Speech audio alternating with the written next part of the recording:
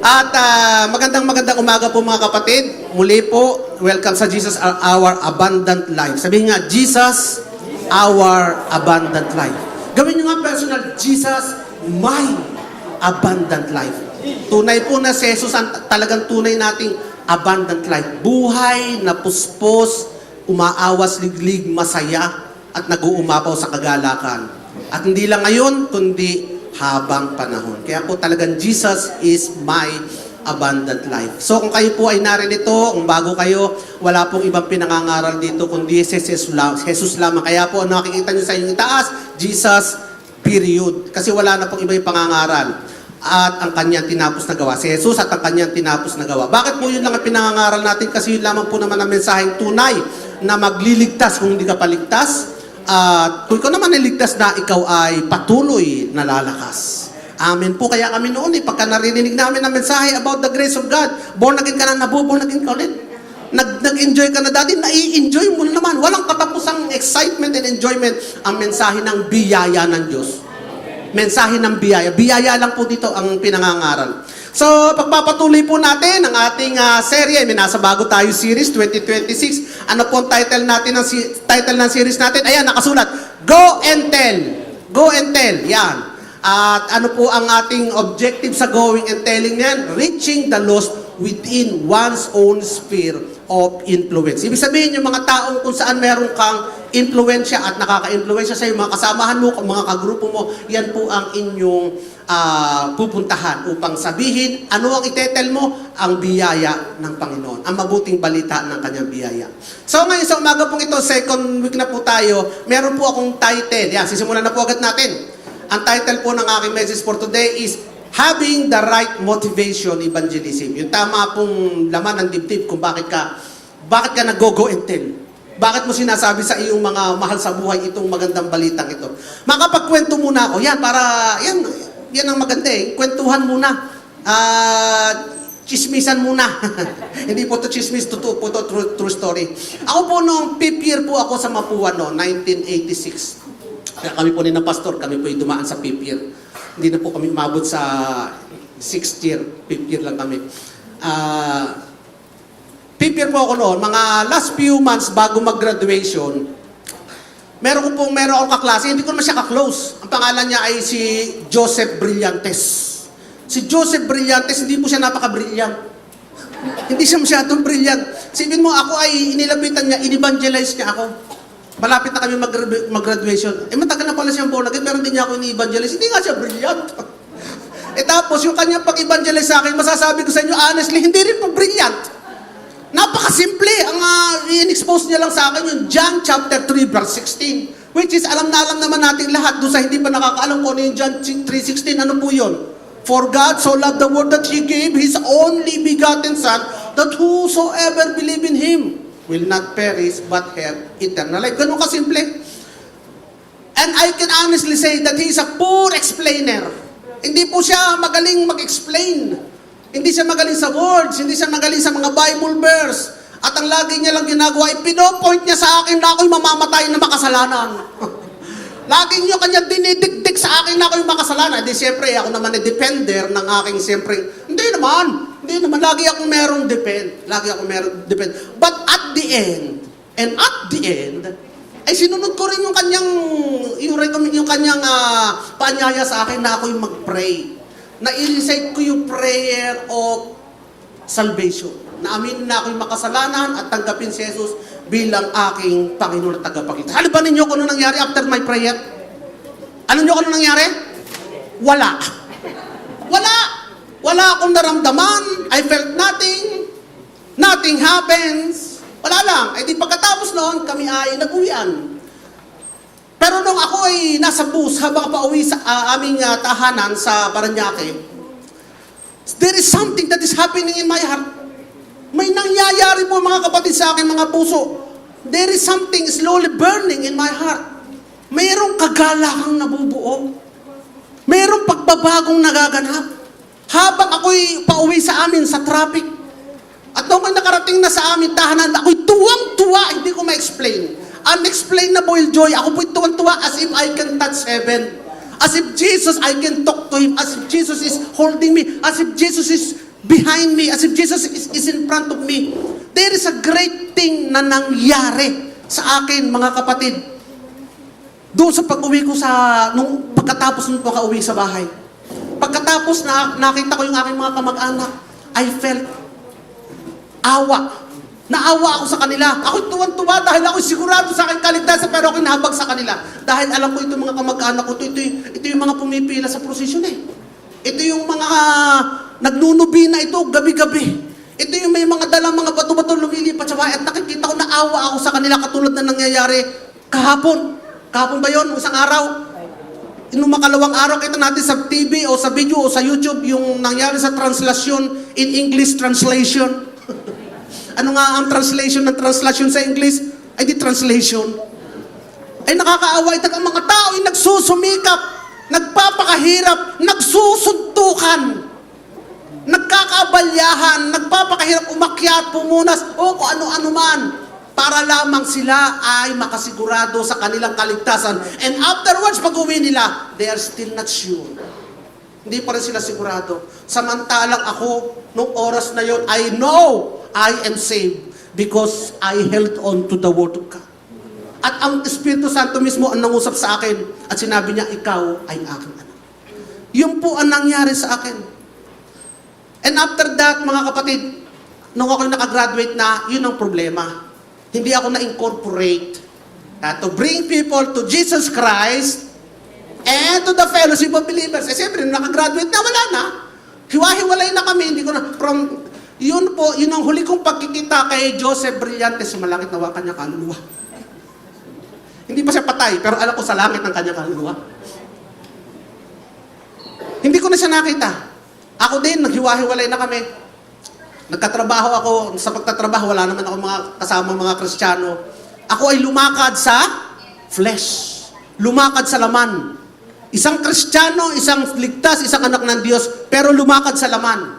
Ano ibig sabihin na lumakad sa laman? Hindi nabuhay na parang hindi Kristiyano. Nabuhay na parang hindi ligtas. Nakalimutan ng kanyang first love. Bakit first love? Because God loves us first. So yun ang tunay na first love. Because He loves us first. Hindi ang first love ko si Mrs. First wife ko yan. And then will be no other. Wala na magiging second wife. Eh sa gandang yan. At saka pag nawala yan, hindi na uli ako mag-aasawa. Sabi niya, ay kagaling naman. Bakit? Ay sadala ko na. Balik tayo sa first love. Baka mamaya ako yung mga first punch. Balik tayo sa first love. Kaya bakit yun? Bakit yun ang first love? Kasi siya ang una nagmahal sa atin. Kaya yun sinasabing first love. So lumakad ako sa laman. Pero mga kapatid, hindi na wala ang katotohanan kong ligtas. Hindi na wala ang katotohanan ako'y binago ng Diyos sa Espiritu, ako'y bago nila lang. Hindi na wala ang katotohanan ako'y kanyang anak. At hindi na wala ang katotohanan ng aking pangalan na kasulat sa aklat ng buhay. Hindi ko lang nararamdaman kasi nga ako'y lumalakad sa laman. Pero yun, mga kapatid, yun ang nag-udyok sa akin kung bakit ako mauhaw. Uhaw ako. Uhaw ako sa mensahe. Ano ang sustenance ko noon? Nakikinig lang ako sa TV. Nanonood lang ako sa radio. FEBC. 702 DCA. 702 DCA, yes. Oh. With Proseso Marcelo. Sa hardin ng panalangin. Oh. At saka yung kay Ed Samral. Kay Samral na yung sa yung kay Dave Samral, yung pakinggan natin, yung magaling mag-English pero Tagalog ang salita. Yung magaling mag-Tagalog pero English naman ang salita. So yun ang aking encouragement. Pero mga kapatid, but that moment, noong tinanggap ko si Jesus during that time, kasama ko si Joseph Brillantes, that moment cannot be undone. Hindi na po mababalik yun. Hindi na madidiscredit yun. Hindi na makakancel out yun. Yung epekto noon, from then on, hanggang ngayon, hanggang sa magpawalang hanggan, we can never be undone. Amen. Hindi na po mababaligtad yun, katotohanan na yun. Hindi na mababaligtad ang katotohanan, hindi lang ako niligtas, kundi ako'y bagong nilalang. Mga kapatid. At ang epekto po sa akin noon ay matindi, kaya nga ang aking puso ay ready sa kanyang calling. Kaya ba ako lagi may hinahanap? Kaya ako'y nadala, nakarating sa Jesus Our Abundant Life doon sa garahe ng Quiet Stream na ngayon ay wala na. Binuldoser na. Quiet na talaga. Quiet Stream. Kami naghahanap. Bakit? Sapagkat iba na talaga ang nilalang na nabubuhay dito. Iba na ang espiritu na nabubuhay dito. At the rest is history. Hanggang sa ako nga ay maging pastor. When did it all start? It started with a simple and brilliant evangelism ni Joseph Brillantes. Nagsimula yun doon, mga kapatid. The Holy Spirit worked through me, through His Word, because the seed was planted. Naitanim yung naitanim yung buto. Mga kapatid, naitanim mo to. Mga kapatid, meron kayo dito, kayo naririto, kayo naimbitahan kayo. Meron akong isang ka-church natin ngayon na hindi ko nasasabihin ng pangalan. Baka mahulaan nyo. Siya ay pasyente ni Mrs. At natanong ni Mrs. kung kayo may asawa na, wala pa po. Wala pa? Ay, ikaw may edad na. Opo. Ay, siya ikaw pumunta sa aming church. At ako may pakikilala sa'yo. Ayun ang kanya Hindi sinabi, pumunta ka sa church, pakikilala mo si Kristo. Hindi. Pumunta ka sa church, may pakikilala ako sa'yo. Ay di, nasa isip, ay di babae. May pakikilala. May pakikilala. Actually, yun naman talaga ang purpose ni Mrs. May pakikilala ako sa yung chicks na taga-church. Ay pagdating dito sa church, ay di naman pinapansin ng girl. Hindi naman siya pinapansin. Pinakilala lang, ito si ano. Oh, welcome. Hindi naman pinapansin. Eh dito si lalaki ay nakapakinig ng mensahe. Oh, nakapakinig siya. Di, siyempre, alam ka naman naririyan. Kayo pag naririyan, nakikinig. Oh, siyempre, wala kayong magagawa. Di nakinig. Di nung napakinig natamnan. Natamnan ng buto, ng seed of the Word of God. Nag-abroad siya. After 10 years, bumalik. Oh, kamusta ka? Balik ka ulit sa church. Opo, mabilis siyang bumalik sa church.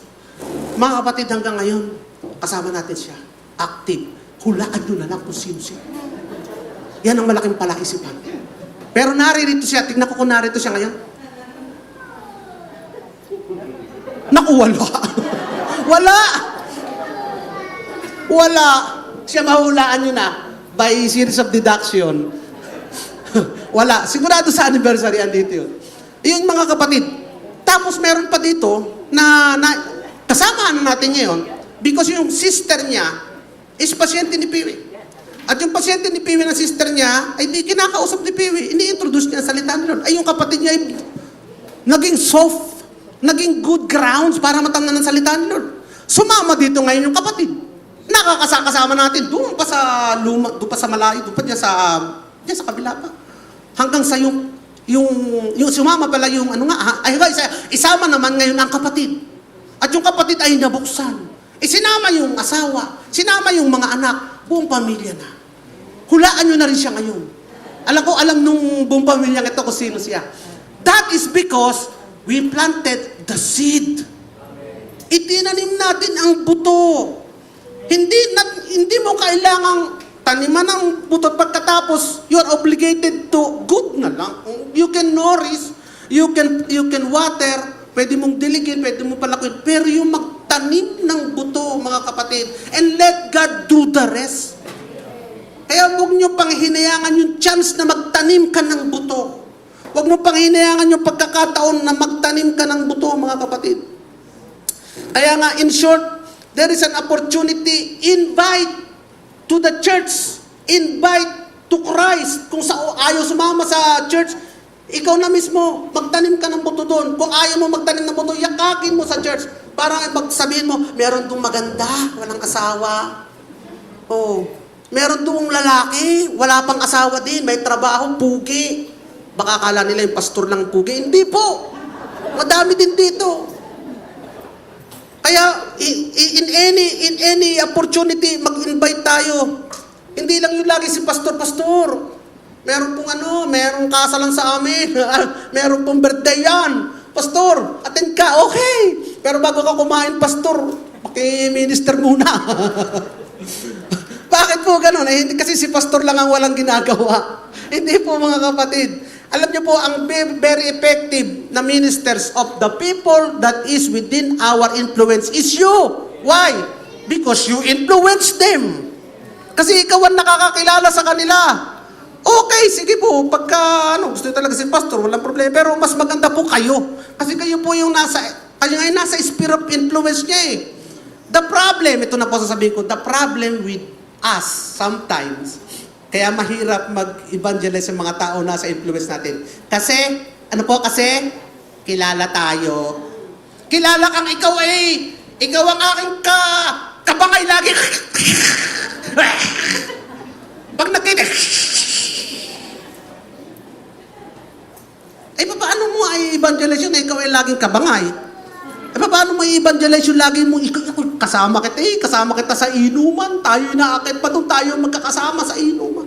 Oy, kasama kita ikaw yung nagsusulsul sa akin Alam niyo, kaya mahirap mag-evangelize is because when your action speaks louder than your words.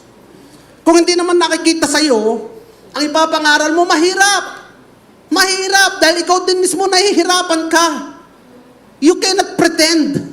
Mahirap, pero kung totoo, kung totoo, your action will speak the word that you're speaking. Kung iyan ang sinasabi mo, kikita sa yan. Kaya nga mga kapatid, ito na suggestion ko, bago nyo maabot yung mga tao within your sphere of influence, pakita mo muna na ikaw ay iba. Lalabas sa iyo ang kaibahan. Kung kayo yung magkakaklase, kayo yung murahan ng murahan, lahat ng masasama sa o kaya kung inuman kayo ng inuman, paano mo i-evangelize ng kaklase mo na kasama ka din? Pero kung ikaw mismo nakikita na different ka, pag nagsalita ka, mga kapatid, may epekto. You can plant the seed. Bakit kilala nila may integrity yung nagsasalita? Kaya minsan, yung pastor, pag nagsasalita, mahirap tanggapin nung hindi kilala. Yung pastor, hindi namin kilala. Yung pastor na yan. Tapos meron pa mga nababalita, isang pastor ng rape, di ka? Isang pastor, ganito. Yung word na pastor ay nababahidan. So, nabibigyan ng konting question mark ang integrity ng taong to. Pero kapag kayo kapatid, they know that you have changed. They know na nakita ang difference sa inyo. They know that hindi kita equal. There is something different with this guy. He is speaking the truth. Alam mo kapatid, sila na magtatanong sa'yo. Minsan, you just need to speak a little word, mga kapatid. And you have planted the seed, mga kapatid. So, just like yung disciple, mga kapatid, make every opportunity. Birthday, yan, magkami birthday yan.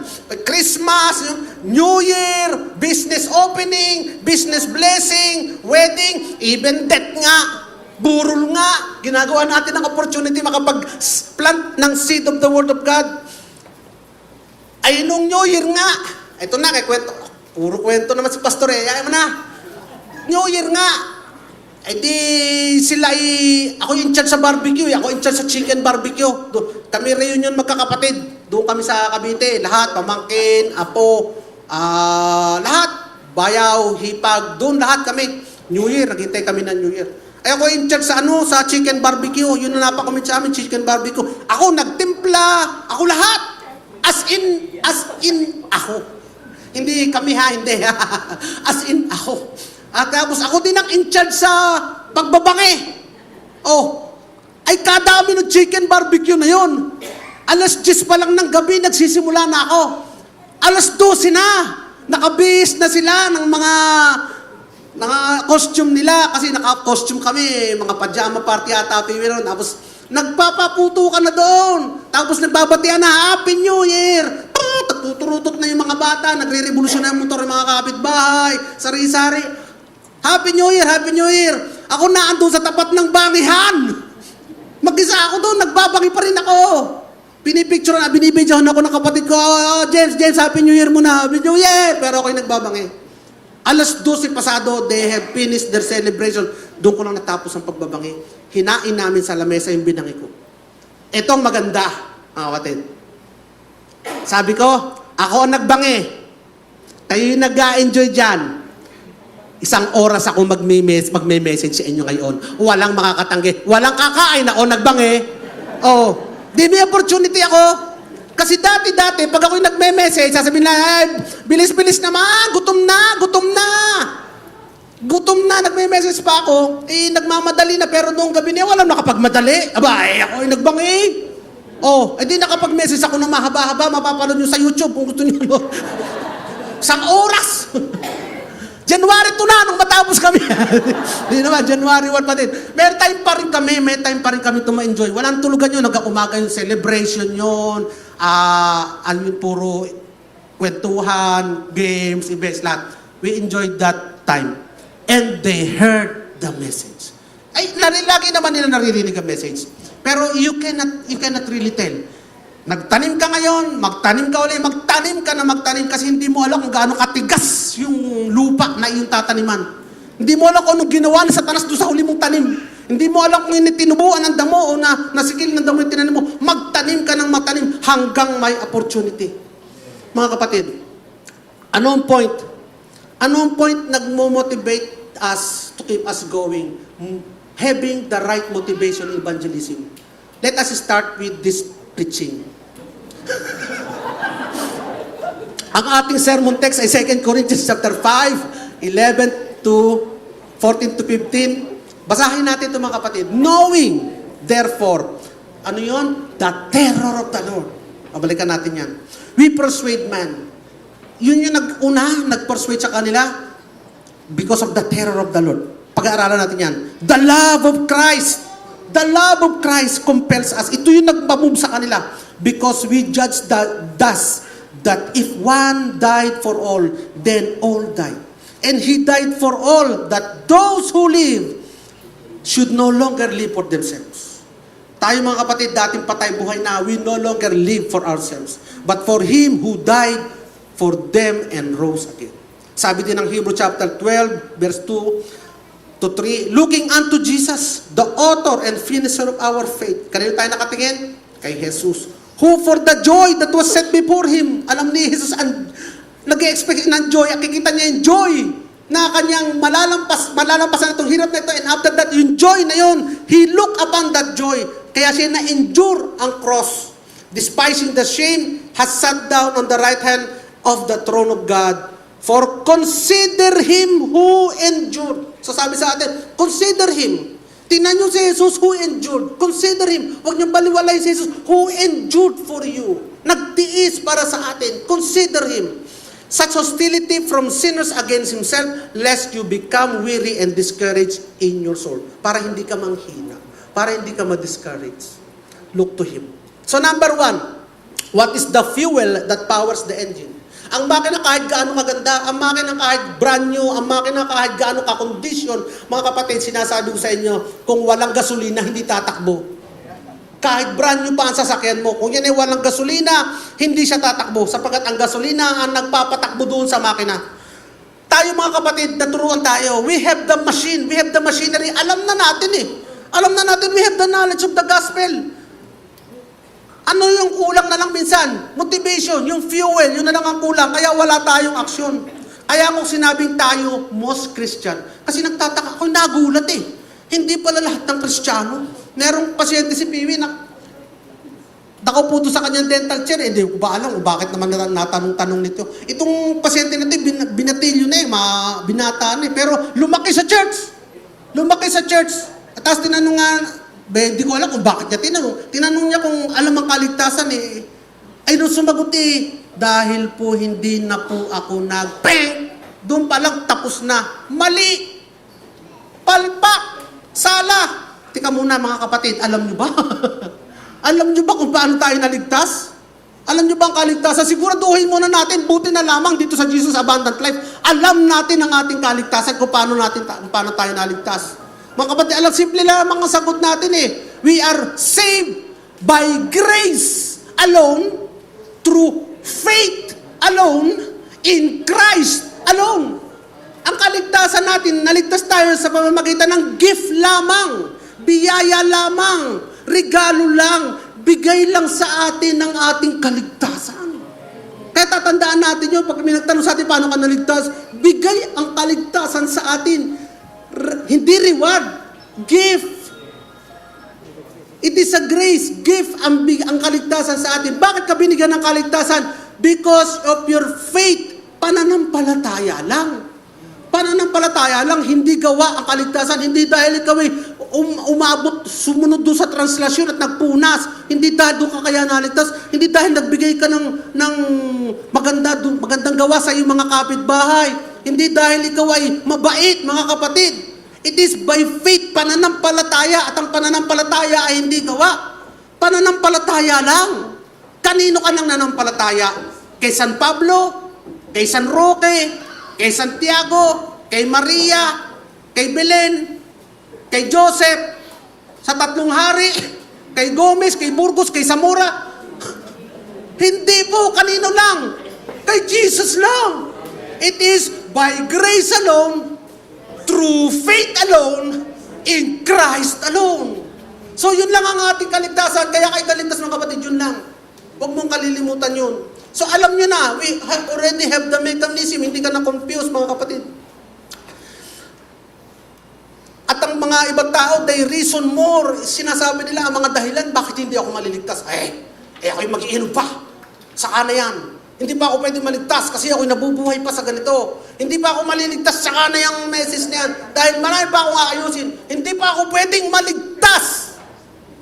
Dahil, etc. Mga kapatid, si Jesus ay nagliligtas kahit nasaan ka sapagkat siya ang magliligtas, hindi ikaw. You do not prepare yourself to be saved. Si Jesus mismo ang pumunta doon sa sitwasyon na hindi ka handa upang ikaw ay iligtas. There is no one that can say, hindi pa ako, this is not my time. When they heard the message, when you heard the message, that is the time of salvation. Amen mga kapatid. Palapakan natin ang Panginoon. So ano ang solusyon? Dapat, meron nagdadrive sa atin, tulad ng nag-drive kay Paul, yun dapat ang fuel natin. If we have the same fuel, we will certainly move. Kaya nga, number 2, ano yung mga wrong motivation for evangelism? Daanan lang natin mga wrong motivation for evangelism. Kasi nga, ba't natin nasabing wrong? Kasi kung ito ang motivation natin, sometimes ay mabigat mag-evangelize, mabigat mag-share pag ito ang motivation natin. Guilt or compulsion. Compulsion. Guilt or compulsion. Yung para bagang gini-guilty trip ka, parang it is your sense of duty na kapag hindi mo nagawa, ikaw ay tapos, ikaw ay laglag. Utos ni Pastor A. Utos ni Pastor A. Paano na kung wala na si Pastor? Na-assassinate. Hindi ka na mag-evangelize kasi wala na yung nag-utos na Pastor. Ito yung policy sa member A. Bago maging member daw kailangan mag-evangelize. Ito yung may contest kami sa church, paramihan ng na-evangelize. Ito yung project namin sa youth group hindi kami pwede mag-boyfriend pag walang na-evangelize. Hindi kami pwede mag-girlfriend pag walang na-evangelize. Paano kung ikaw ay may boyfriend na o may girlfriend na? Hindi na. Gini-guilty trip. Mga kapatid, pag ang motivation is outside, it is short always. At ang kadalasan, pag ang motivation is outside, ano nangyayari? Nagre-rebelde. Kasi napipisa. Pressure from the outside. Sabi ng 1 Peter chapter 5 verse 2, be shepherds of God's flocks that is under your care. Ito na may para sa mga shepherd, but it is the same thing. The same spirit is there. Watching over them, not because you must, but because you are willing. So dapat nagsisimula from the inside.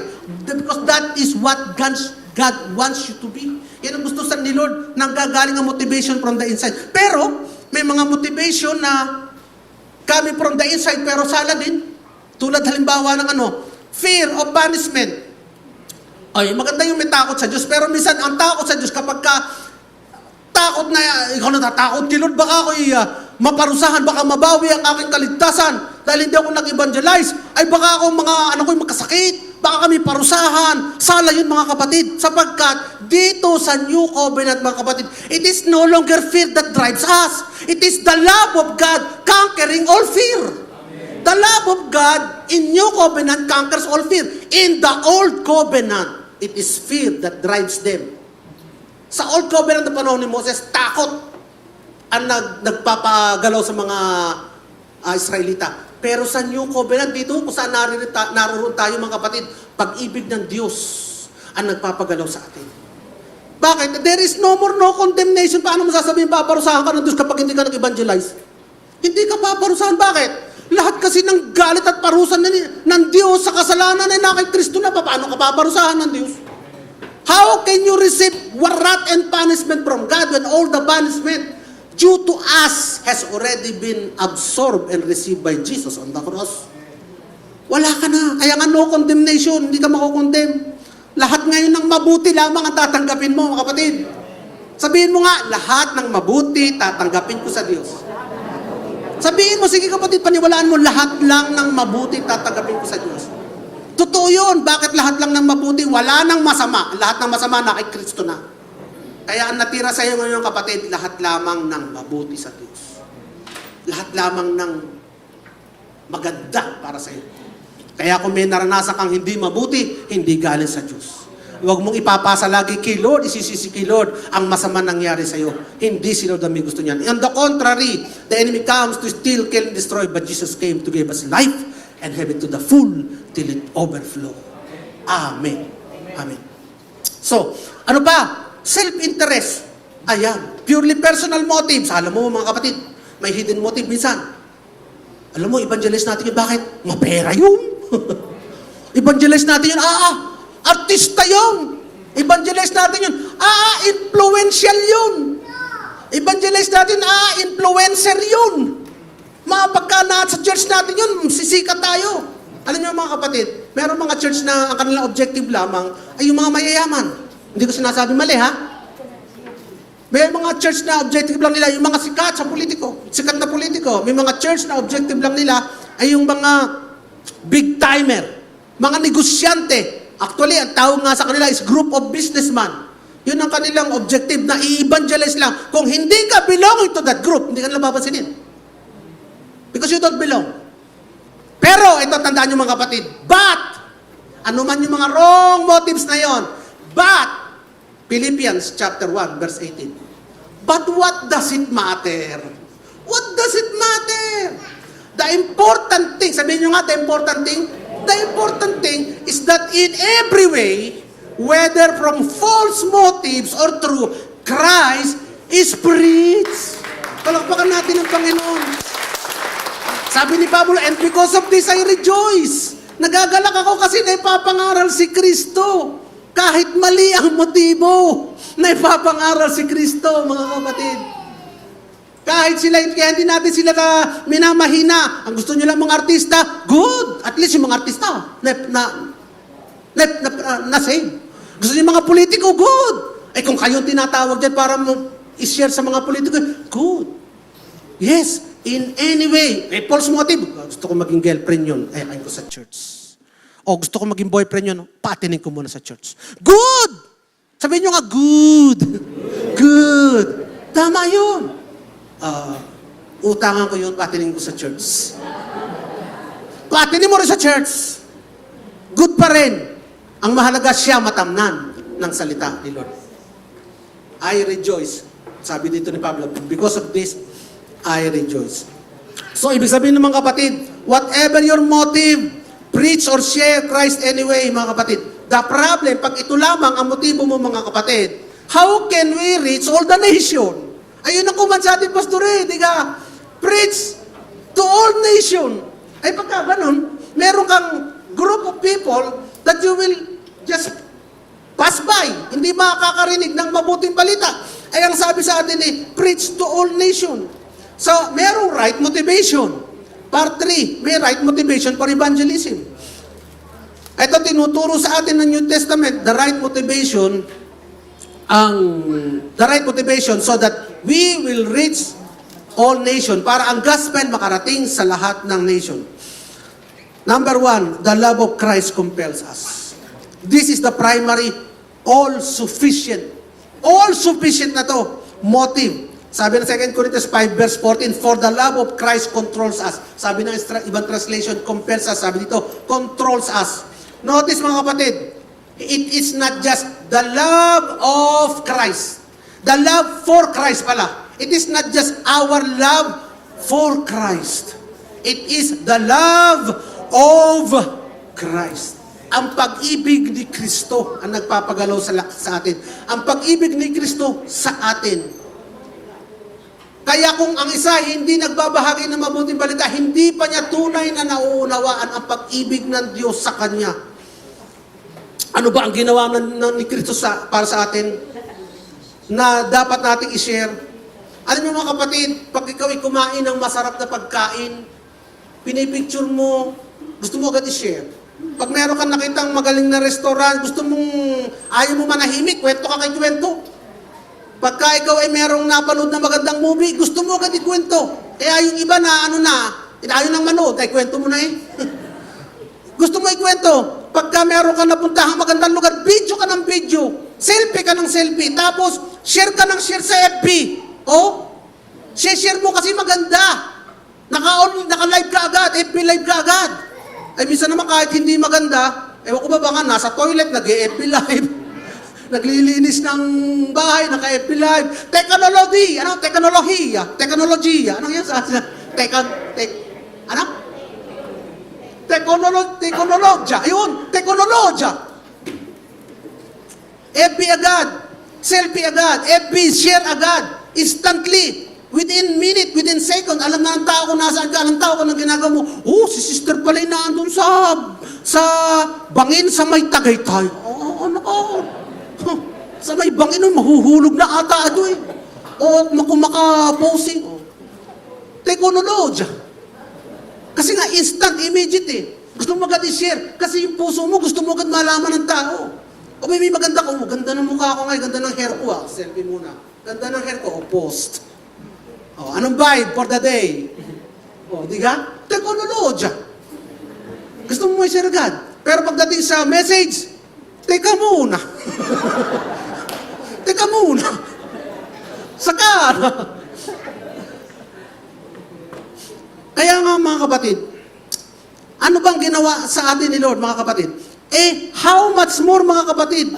Yung God's love is far, far more beautiful, far, far more delicious, far, far more inspiring, and many, many, many, many, many times more important than anything else. At ito'y may eternal consequences. Hindi lamang pang lupa, kundi hanggang sa pangwalang hanggan, mga kapatid. Kaya nga, ano bang ginawa ng pag-ibig ng Diyos? He love saves you from going to hell. Niligtas ka niya, pupunta ka ng impyerno, niligtas ka. Binigyan ka niya ng bagong buhay. Binigyan ka niya ng bagong kaharian. Binigyan ka ng bagong pag-asa. Dati kang patay, ngayon ikaw ay buhay. Dati ikaw ay slave na nakakadena patungo sa slaughterhouse. Yan tayo kapatid, pero ngayon tayo, mga anak ng Diyos, nakapila pa rin. Bakit nakapila? Upang magmana. Amen mga kapatid. Kaya yung ating awit kanina, tayo nakapagpupuri araw-araw kasi mga kapatid, binago ka ng Diyos eh. Ano ba yung binago? Hindi ka lang naman pinatawad sa kasalanan. Ikaw ay bago nila lang. Ano ibig sabihin ng bago nilang? Pag-aralan natin yan mga kapatid. New creation. Ano ba? Dati ikaw ay mahirap, ngayon ikay pinayaman. Dati ikaw ay may sakit, ngayon ikaw ay malusog. Kaya nga, you can say, dahil ikaw ay bago nila lang na, I am healthy, I am wealthy, I am wise. Kung hindi mo nakikita yung iyong health, kapatid, huwag ka mag-alala. Ang katotohanan, it has been done, it has been said, it has been accomplished that you are now healed by His wounds. Amen. Kailangan na lang, mga kapatid, ay tanggapin mo yung katotohanan and it will, alam niyo yung body niyo, that's the reflection of the reality. What is the reality? It has been said. The word of God has been said that you have been healed. Yun ang katotohanan. Kaya kung ano nakikita mo sa body mo, just a reflection. Kaya kung hindi mo pa nakikita, just wait. Just wait and continue to look upon that reflection. It will soon be visible in your body. Kaya pinagaling na ako, pero bakit ang aking pag-ihi, 3 minuto pa rin bago ako isang tabo.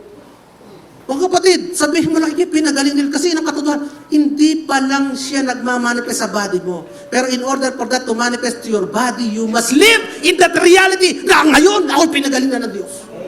Kailangan tanggapin mo yung katotohanan na ngayon, ako pinagaling na ng Diyos. Kailangan panumpalatayan mo yung katotohanan na ngayon pa lang. Sabi kasi ng Bible, pray, and whatever you pray for, believe that you have it and it shall be yours. Ngayon pa lang, panampalatayaan mo na naririyan ka na. You are wealthy, kapatid. O, walang parang wealthy. O, wala kang pera. Hindi ka wealthy because sa sitwasyon mo ngayon, wealthy ka dahil sa ginawa ni Jesus. He became poor so that we might become rich. And Jesus is our abundant life. And that is the reality. Kailangan hawakan mo yung katotohanan. Ako'y wealthy, ako'y mayaman. Ngayon pa lamang, alam ko na ako'y mayaman katotohanan. Can you feel that na ikaw'y mayaman? Kaya pagka merong bayarin, hindi ka takot. Meron akong, mayaman ako. Anong feeling ng mayaman pag may bayarin? Wala silang fear. Wala silang takot. Kasi alam nila na sila mayaman eh. They can, money will come and money can be used to pay. Ganon din. Kung ikaw ay naniniwala kay pinayaman na ni Lord, then you believe na ikaw ay mayaman. Hindi ka mabubuhay na poverty mentality. Utang dito, utang doon. Wala dito, wala. Reklamo dito, reklamo doon. You are not living to the reality na ikaw ay pinayaman na ni Lord. Pagdating sa offering, walang maibigay kasi wala ako. Ano mga kapatid, you are not living to the reality of what God has made you. At yan ang gusto ni Satanas sa inyo mga kapatid. Yung hindi ka mabuhay doon sa katotohanan kung sino ka kay Kristo para talunan ka. Hindi ka lang niligtas ni Jesus, ikaw ay kanyang pinayaman, etc., etc., etc. And because that is what God wants, gusto ba ni Lord yun? Yes, because He loves us. Kaya nga siya nagpakahirap sa krus eh. Because God wants us to experience that.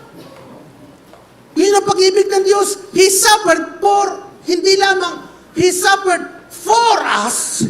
He suffered us. Us. Hindi lamang siya namatay o nagpakahirap sa krus para sa atin, tapos binigay. Hindi mga kapatid.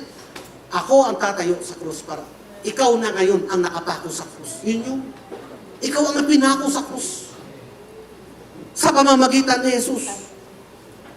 Kaya mga kapatid, He not only save our spirit, He also save our soul and our body. Mga kapatid, He save your soul and your body. And by soul, mind, will, and emotion. Kaya nga, we have to renew our mind so that it will now be in parallel or in coordination or in synchronicity. Tama ba yung word na yun mga kapatid? With the reality that we are a new creation, mga kapatid. Kaya nga, nakikita niyo ba yung senaryo ng hindi ligtas? Ako nakapanood na naman sa Facebook ba yun kay Jessica Soho? Yung isang babae, payat, nakagapos pa. Ba't ito nakagapos? Tapos kita mo yung mga tingting nila, yung tingting na ano lang, kawayan, butas-butas. Tapos yung mga damit niya, sira-sira. Bakit po butas-butas? Yan. Bakit po sira-sira damit niya? Alam niyo po, kinakain niya kasi. Kaya po nakagapos yan. Lahat po nang makita niya, kinakain niya. Ay, payat na payat. Tapos yung mga magulong, parang wala rin makain. Hirap na hirap. Wala namang mga trabaho nasa bukid. Mga kapatid, makikita niyo yun. Sasabihin niyo, anong kalaking pahirap ang ginagawa ni Satanas sa mga taong ito? Gaanong pang-alipin at pagsira ang ginagawa ni Satanas? Sasabihin ng iba, pagsubok ng Diyos, hindi!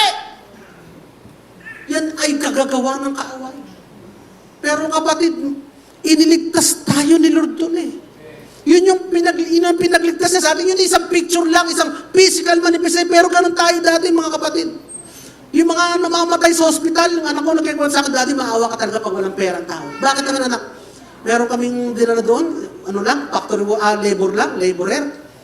Doon pa dinala sa Makati Med. Ay, na-stroke daw. Oh, ano na eh. Wala na recovery. Hindi lang namin masabi, dalhin nyo na po sa ibang ospital, mamamatay din naman. Hindi lang nila masabi daw na ganun, kasi hindi tama yun. Pero doon daw iniwan, ay tapos tumawag daw doon sa mga anak na nasa probinsya, sabi daw ng mga anak, hindi na kami napunta dyan. Anong dala kapatid? Hindi na kami napunta dyan. Eh hindi ko alam kung anong nangyari, pero sabi ng anak ko, ilang araw lang mamatay na to. Hindi lang niya masabi, alisin nyo na po. Gagastos lang kayo. Nakakawa mga kapatid. Pag ikaw ay walang pera at ikaw ay magkakasakit pa, ikaw ay ma-hospital mga kapatid. Alam niyo mga kapatid, yan basically ang reason kaya si Jesus ay namatay sa cross para sa atin. Yan yung mga reason na yan eh. Kaya hindi dapat natin tinatanggap yan. Kaya tayo nagpapasalamat kay Lord. Yan nakikita natin kapag yan ang nakikita natin sa iba. We are motivated to share the gospel. Ano pa mga kapatid? Ano pa yung picture na later on? Yung picture ng impyerno. Sino ditong galing na sa impyerno? Eh marami ako narinig galing ito impyerno. Bakit? Sabi niya, alis na ako sa impyernong bahay na to. O di ka? Galing impyerno. Huh. Ay isip, bakit yan? Talaga namang impyerno. Eh sabi sa asawi kay demonyo ka, lumayas ka. O, tamo nag-re-rebuke ka. Hindi nga na sa pangalan ni Jesus. Ikaw demonyo, lumayas ka. Impyernong bahay to. O. Yung impyerno mga kapatid, hindi lang ganun eh. Impyerno mga kapatid talaga, is a picture of torture. Of the hell is the worst thing ever. And the worst thing about that worst thing ever is that this worst thing will never end. There is no relief for this worst thing. Sa pinakamasamang lugar na ito, na pinakamasama sa lahat ng bagay, sa lahat ng oras, sa lahat ng panahon, ay hindi natatapos kapag ikaw ay nalaglag dito. At dyan tayo niligtas ng Panginoon sa pag-ibig ng Diyos. Amen. Kaya meditate on this kapag na-meditate mo, ano bang ginawa ni Jesus? What is the finished work of Christ? Sabi ng tinapos na gawa ni Jesus. But what is the finished work of Christ? The finished work of Christ is we died with Him on the cross. And in Christ, we died with Him. And in Christ, we rose with Him as a new creation. So bago ka na nilalang. Anong ibig sabihin ng bago ka na nilalang? Ay hindi ka na old creation na galing na biktima ni Satanas out of clay, out of Adam. Ikaw ay new creation na. Ikaw ay new creation out of the seed of God. Hindi ka na yung lumang nilikha na biktima ng Satanas, na makasalanan, kundi ikaw ay bagong nilikha galing sa seed of God.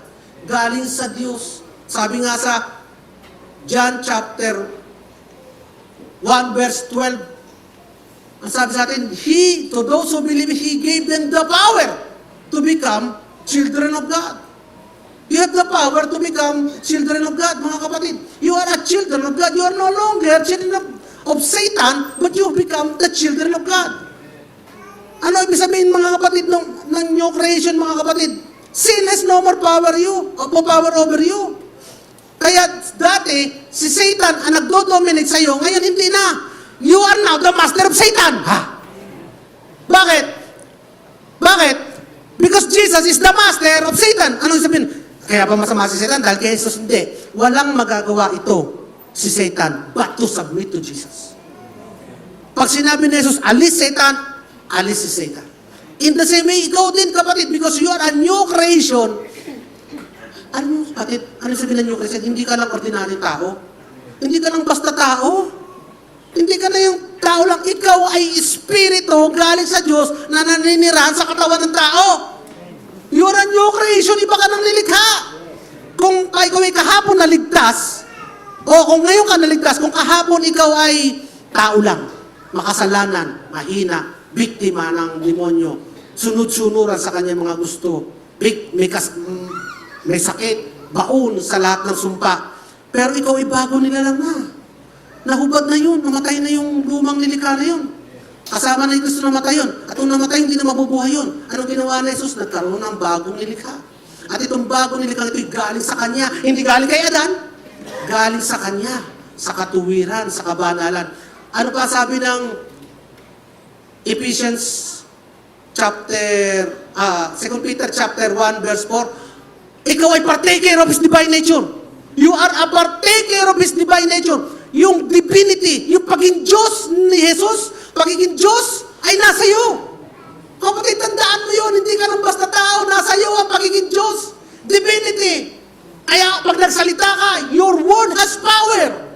Because you are a partaker of divine nature. Sino yung partaker of divine nature na yun? Yung new creation, yung bago nilikha na yun. Kapatid, yan. Hindi mo ba i-share? Hindi mo ba sasabihin sa kanila yan? Hindi mo ba gustong i-share yan, mga kapatid? Napakaganda ng katotohanan na yan. Mga kapatid, Jesus defeated Satan. Yung victory ay nasa sa atin. Therefore, mga kapatid, when Jesus rose, we also rose. When Jesus sat on the throne, we also sat with Him. Kaya nga, you reign in life. You have dominion over life. Nagahari ka sa buhay. Hari ka ng buhay. Hindi ka biktima ng mundo. Hari ka, you reign in life. Yung sabihin mo mangyayari, yung sabihin mo mabuti, tatanggapin mo.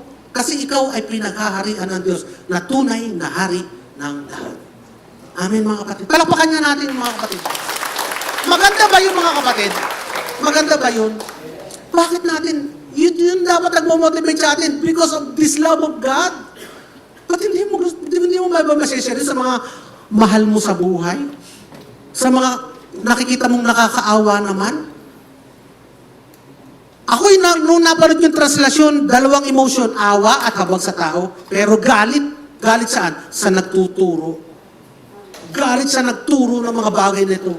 Galit sa nagdala ng maling katuruan ito. Pero habag doon sa mga taong biktima ng maling katuruan ito. Ikaw kapatid, ang paraan upang ang mali ay maging tama.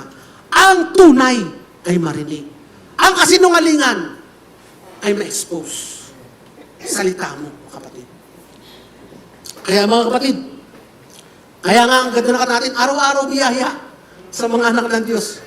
You see, ang problema kasi yung old creation eh.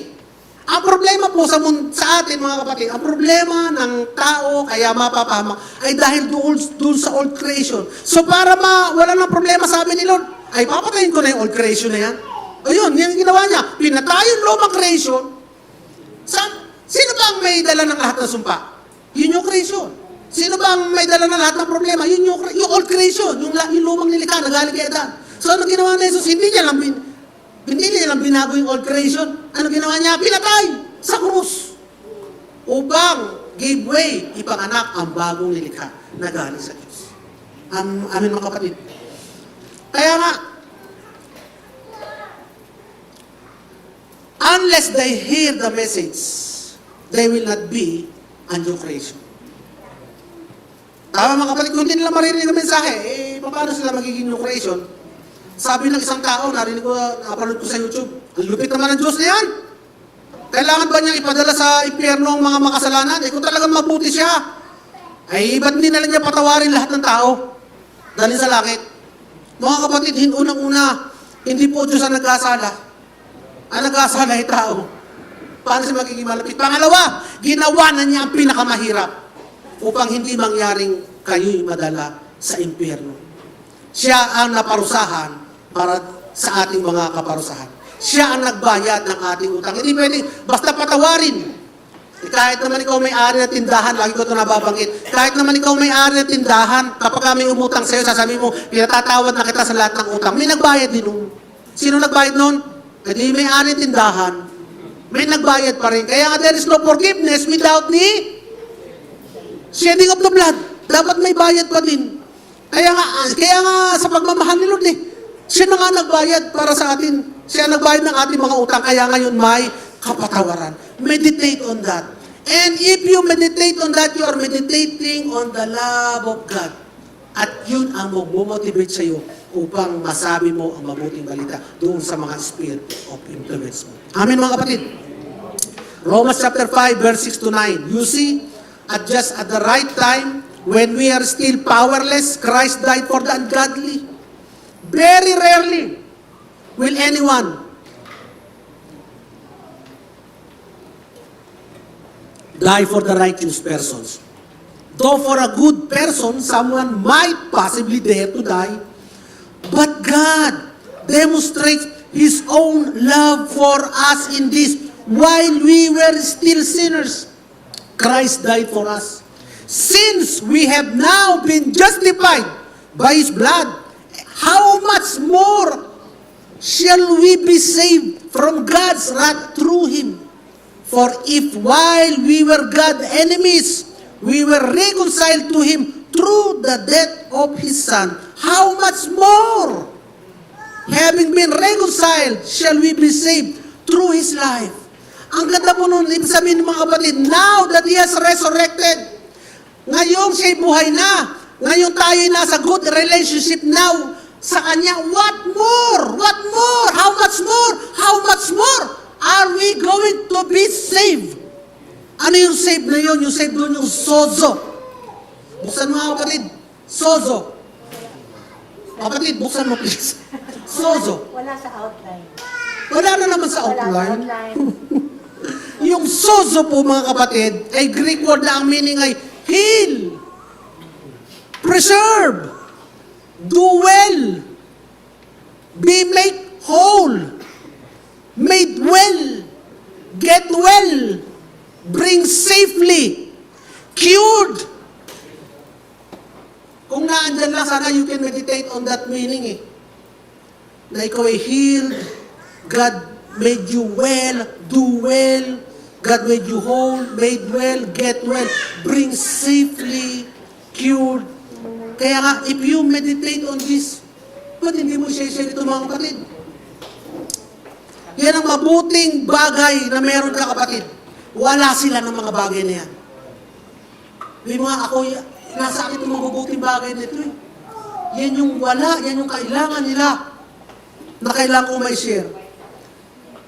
Kaya meron ng solusyon. May problema sila pero may solusyon. I-share mo na lamang. Hindi na nga ikaw ang gagawa ng hirap eh.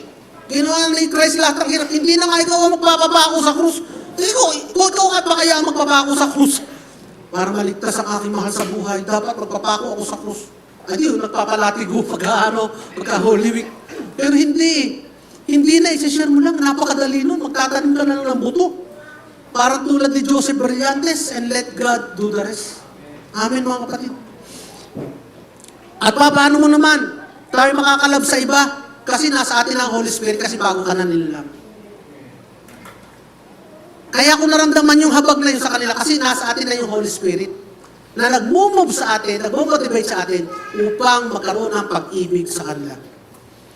Sabi ng Romans chapter 6 verse 10 to 11, no?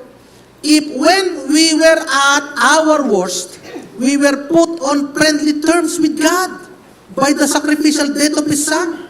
Kailan? During the worst natin. Now that we are at our best, ikaw na tumanggap kay Jesus, anong kondisyon mo ngayon? Best.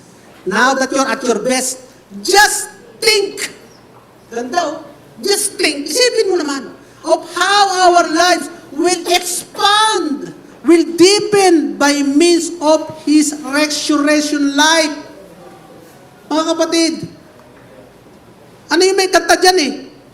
Habang walang kakayanang naman mabuti sa lahat mong ginawa, niyakap mo ako sa aking karumihan. Inibig mo ako nang di kayang tumbasan, O Diyos ng arungan at katwiran na kahit minsan di nabahiran ng lahat kayo. Hindi ko na alam eh. Pero yun yung lyrics na yun mga kapatid eh. Niyakap mo ako sa aking karumihan. Nung wala pa akong kakayanan, masuklian ka ng mabuti, ay doon ka gumawa sa akin ng mabuti. Kaya nga mga kapatid, makikita po natin dito, we will appreciate this mga kapatid, itong verse na ito, kung ginawan tayo ng Diyos ng kabutihan, nung tayo ay kaaway niya at it's worse. Ano yung kabutihan na ginawa ng Panginoon sa atin? Namatay lang naman siya para sa atin. Nagpakahirap lang naman siya para sa atin. At ngayon tayo, tinanggap natin siya, we are already at our best. At si Kristo hindi lang namatay, kundi nakaupo na doon sa langit, nasa kanan ng Diyos. How much more, our life will expand because He lived. Our life will deepen because He lived. Our life will be abundant because He intercedes for us and sit at the right hand of God. Diga mga kapatid, meditate on that. That is the love of God. Kaya nga, ano ba magmomotivate sa atin? Deep compassion for the lost. Si Jesus was moved by compassion. Doon sa mga tao, sabi niya, harassed, they are helpless. Yun yung kasunod sa Matthew 9, verse 36. So manalangin tayo, pray to God na give us a heart for the lost. Bakit ako hindi naaawa dito sa aking kapitbahay na ito? Lagi ko naman kahuntahan. Ba't ako hindi nahahabag? Pray ka, Lord, ano kayang problema ko? At sabi mo, ano kayang problema ko? Ba't ako hindi nahahabag sa aking kapitbahay? Huwag nyo lagi ang sisisihin yung kapitbahay. Eh, paano naman siya? Sa akin pati na bakuran, tinatapon ng basura. Eh di, balitaan mo ng mabuting balitat. Baka sa susunod pati bakuran mo ipagwalis ka na. Ano pa? If your heart is filled with awa, you will share Jesus. Doon sa sphere of influence natin, hindi naman kailangan napaka-formal. Konting bagay lang, konting mga, minsan, pasaring-saring lang. Hindi mo naman kailangan, umupo ka dito at bubuksan ko ang Biblia. Nakasulat, hindi naman kailangan ganun eh. Sphere of influence mo na nga yan eh. Minsan mga konting, lang, alam mo, yung pagmamahal ni Lord, sobra. Bakit? Eh, ayaw niya na ikaw ganyan eh. Bakit naman? Dahil mahal ka ni Lord, ito, ngayon mo buksan ng Biblia, ipakita sa Kanya. Ipag-pray mo sila. Tapos, encourage mo. Pakita mo sa kanila ang tamang kaligtasan, tamang daan. Speak the word in your heart. Alam niyo po, yung word in your heart, nagpapabago sa atin. Yung salita ni Lord, nasa puso natin, nagpapabago sa atin. Pero yung salita ni Lord na nasa puso natin, nasasabihin ng ating bibig, nagpapabago ng mundo. Tandaan niyo yung mga kapatid. Kung sa puso mo lang, mababago ka. Pero para mabago din ang nakapalibot sa'yo, mabago din ang mundo mo, wikain mo ang salitang ito. Amen mga kapatid. Amen lang, di niyo pa masabi. Ang amen ay yes eh. Ibig sabihin ng yes, I agree. Pagka kailangan mo mag-agree, mag-agree ka. Amen. Amen. Kasi tamang ganun ng bata, amin daw. So the moment you speak the word, you're no longer speaking, but God through you. The moment you speak the word of God, hindi lang ikaw nagsasalita, kapatid. Ang Diyos nagsasalita sa pamamagitan mo. Amen, mga kapatid. Kaya nga, the Spirit of God give power to the word. Yung mga angels na activate. Salamat, Lord, sa pag-iingat mo sa amin. Nilayo mo na kami sa kapahamakan. Anong ginagawa ng mga anghel? Baba. Bantayan itong mga taong to. Kasi winika mo ang katotohanan. The Lord is my refuge. The Lord is our shield. Anong gagawin ng mga anghel? Pababa yan. Magiging shield mo yan. Sabi mo, let my eyes be open. Makikita mo yung mga anghel. Amen, mga kapatid. You have to speak. Ano pa yung magmamotivate siya? The reality of the final judgment, mga kapatid.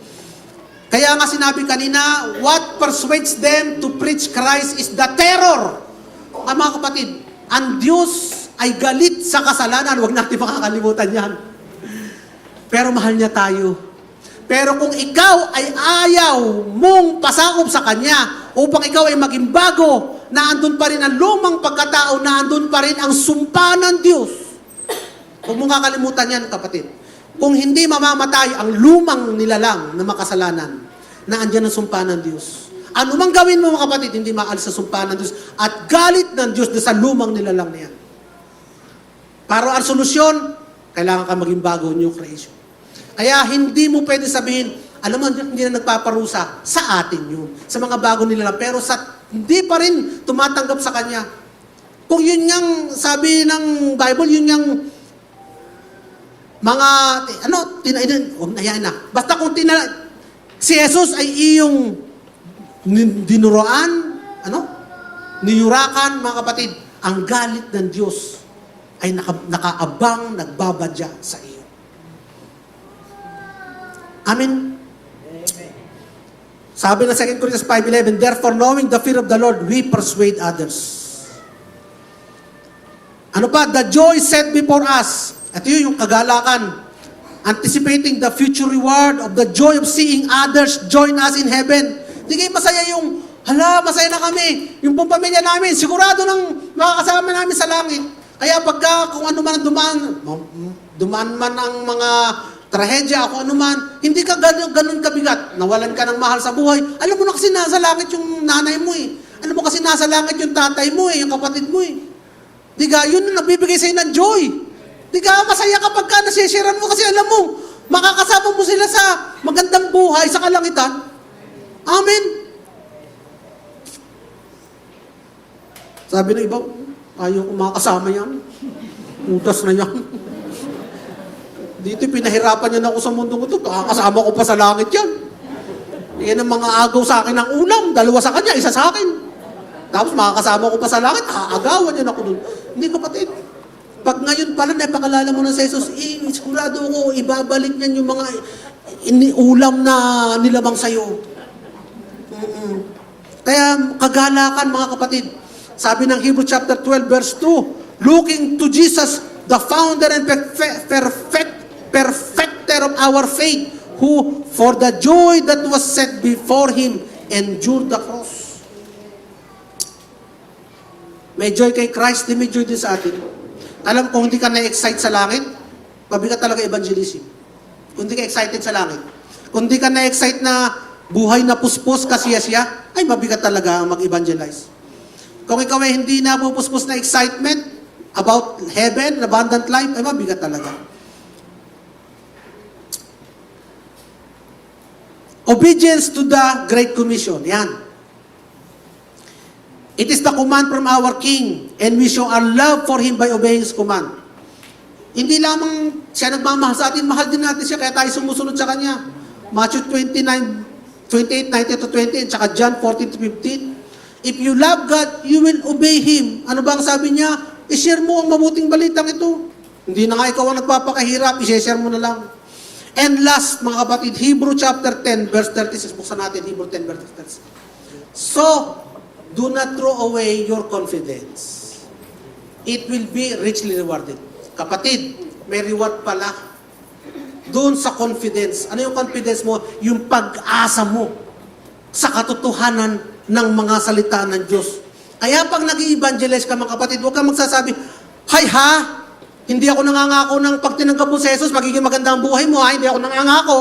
Hindi naman ikaw ang gagawa eh. Pero dapat may confidence ka, hay ha, hindi ako nangangako kay gagaling sa karamdaman ha, hindi ha. Mali yun mga kapatid, may confidence ka dapat doon sa salita ng Diyos. And you will be rewarded kapag ka may confidence ka doon. Kaya walang resulta dahil pinabababa mo expectation eh. Mababa kasi expectation mo sa Diyos eh. Mababa expectation mo sa prayer, kaya kung mag-pray ka, sana po Lord, pagalingin mo na. Puro ka sana as if hindi sasagutin ni Lord. On the contrary, anong sinasabi ni Lord? Dapat meron kang mataas na expectation. Gaano kataas, kapatid? Gaano kataas? Napakataas as if, sabi nga, God has already given it to you. Before you even pray, God has already granted your prayer. And no matter how many promises God has made, they're already yes to us in Christ. So the amen is spoken by us. That's why when we pray, we're already thankful. We're already giving Him thanks for the assurance of the answered prayer. Hindi ako nangangakuhan, nagaganda ang buhay mo ha. Mga kapatid, do not throw away that confidence. Kaninong confidence? Kay Lord. And those who trust God will never be disappointed. Kaya nga, alam si Jesus pag nung na-encounter niya yung mga may sakit, wala akong nakita na nag-pray siya. Lord, pagalingin mo po siya, please. Hindi na ganun si Lord. Ama ko, ako'y nagsusumamo sa iyo. Sa iyong habag at awa, iloy-iloy mo ang iyong habag at awa. Upang iyong pagalingin ang taong to. Hindi. He just spoke. Be healed. With authority. With confidence. Alam niya ang katotohanan. Bakit niya? Alam niya. Kaya siya din nag-pray. Because he has already spent time with his Father 3 a.m. pa lang. Nakikipag-usap na siya. Kaya wala kang confidence, kaya pagka nag-ano ka, Lord, maawa ka, mahabag ka. Kasi wala kang confidence sa loob ng Diyos. Hindi mo alam kung ano yung will ni Lord. Hindi mo alam kung ano yung gusto ni Lord. Kasi wala kang time with Him. Pero kung alam mo, ang will ni Lord, alam mo ang gusto ni Lord, maligtas to. There is confidence. Magsasalita ka. Alam mo, gusto ni Lord, pagalingin ito. Kasi alam mo, kilala mo si Lord eh. Magpe-pray ka. Mangungusap ka na lamang. Ililihans mo. Kagalingan para sa iyo. Kasi there is confidence. Ang sabi doon, it will be richly. Anong reward? Richly. Hindi yung scarcely. Hindi yung pitifully. Hindi yung tiny, kundi richly provided. You need to persevere so that when you have done the will of God, you will receive what He has promised. Amen mga kapatid. You will receive what He has promised.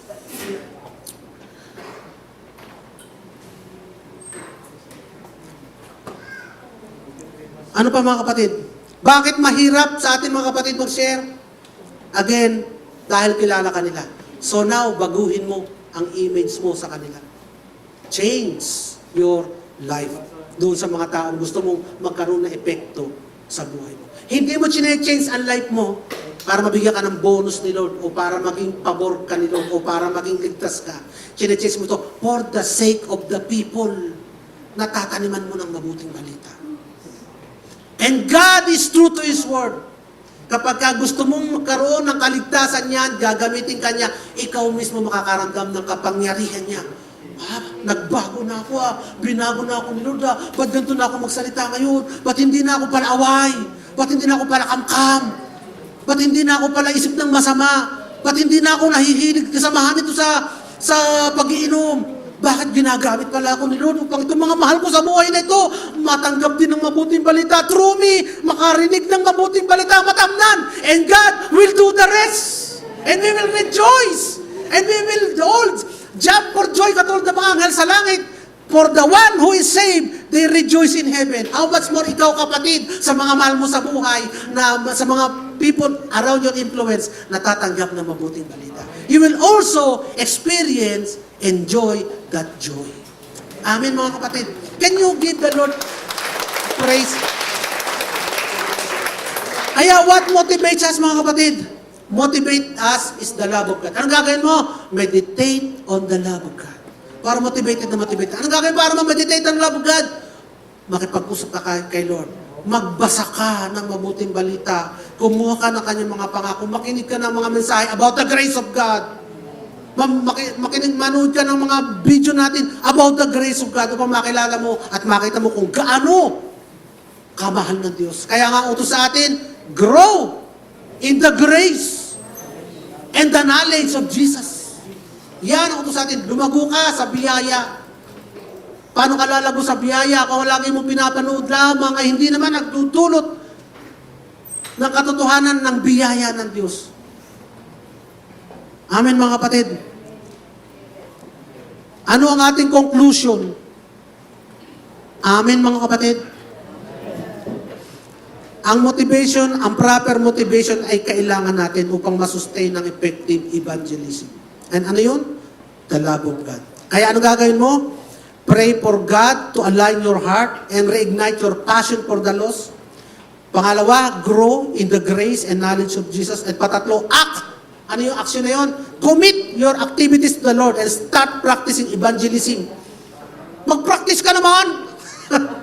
Ano lang lagi si pastor?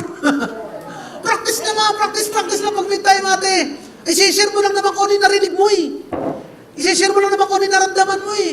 I-share mo lang naman kung ano yung ginawa sa'yo ni Lord eh. Wala, hindi mo kailangan maging technical. Hindi mo kailangan maging nakasusulat, basa. Hindi mo kailangan yun. Kailangan mo lang from the heart. Kapag nakita ng tao, totoo sinasabi mo. Kapag nakita ng tao, may integrity. Kapag nakita ng tao, talagang nakita niya yung heart mo, kaya mo sinasabi. Hindi mo sinasabi dahil utos ng church namin eh.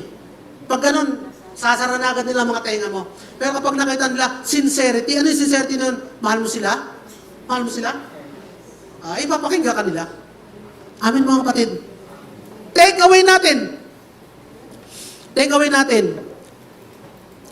Hindi tayo nag-evangelize para magpakitang gilas o para makakuha ng pabor ng Diyos, kundi dahil tayo pinapagalaw ng pag-ibig ni Kristo.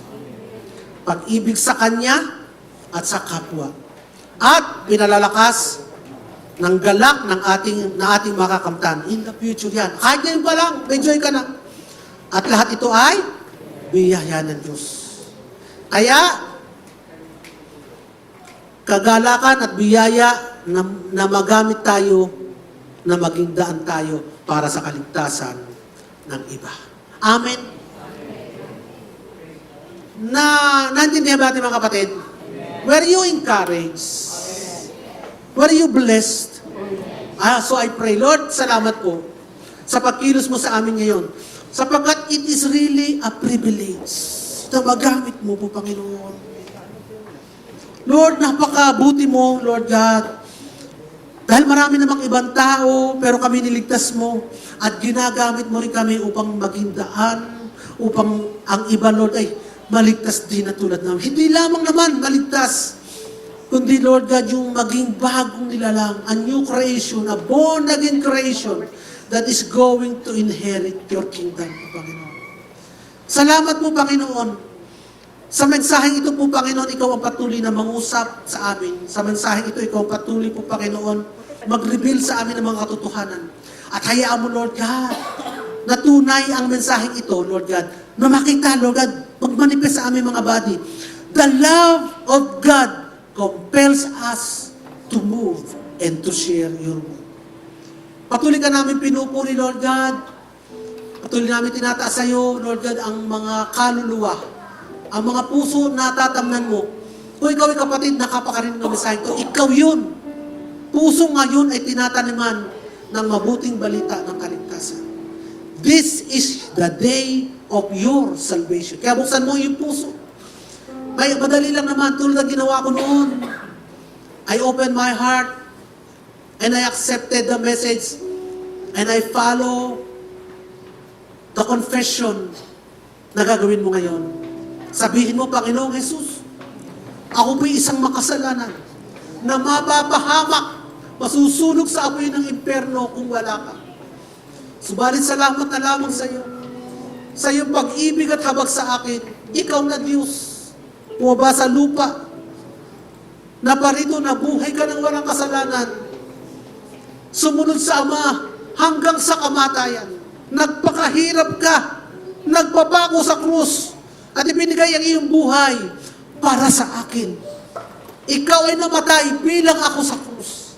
At nung namatay ka sa krus, Panginoon, kasamang namatay ang luma kong makasalanang pagkatao. Nagpumanaog ka sa impyerno. At nung nabuhay kang muli, Panginoon, nabuhay din ang bago nilalang ayon sa wangis ng katuwiran at kabanalan. Salamat po ngayon, ako'y ligtas. May bagong buhay. Nakasulat ang pangalan sa aklat ng buhay. At makakasama mo sa kaharian pagsabang panahon. Ito ang aking panalangin sa pangalan ng Jesus. Amen. Salamat po, Lord, sa kaluluwang yun na iyong niligtas.